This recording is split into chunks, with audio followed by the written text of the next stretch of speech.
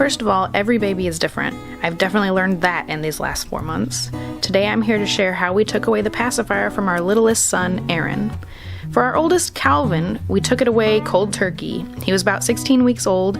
There was a lot of rocking and singing and waiting and hoping involved in that transition, but it really only took a couple of days and he was over it. With Eren, we took a much different approach. It was definitely more gradual. When I was pregnant with Eren, we even said we weren't going to do the Binky this time around, but he was simply a different baby than Calvin was.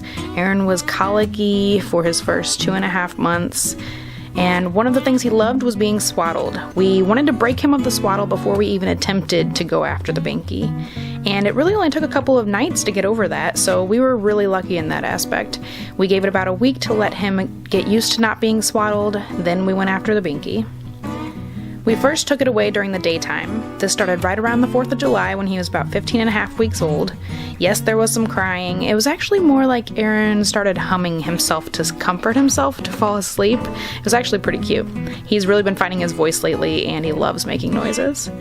Sometimes we had to hold and rock him more, but it was never as intense as I remember it being with Calvin. Or I'd nurse him to sleep. Not that he really wanted to nurse, he just wanted something in his mouth.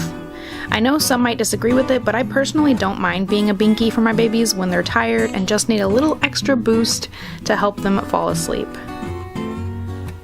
For about a week, we would only use it at the first initial bedtime. After he woke up in the night to nurse, he magically started doing really well at falling back asleep all on his own. That was another way we got really lucky.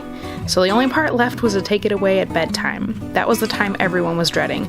All we want is for the boys to go down peacefully and quickly so my husband and I can actually spend some time together before we go to bed too.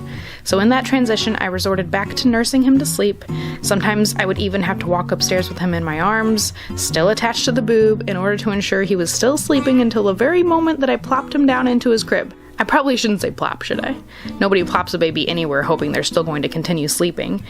You very gently and slowly lay babies down and hold your breath before silently leaving the bedroom. And that's it. It definitely took more time than it did with our first baby, Calvin. It really takes some effort on the parents' part, don't get me wrong, and some methods work better for different babies. We've definitely learned that this far along. This is just how we approached it. I hope it's helpful for somebody out there. I love you guys, and I'll talk to you next time. Bye!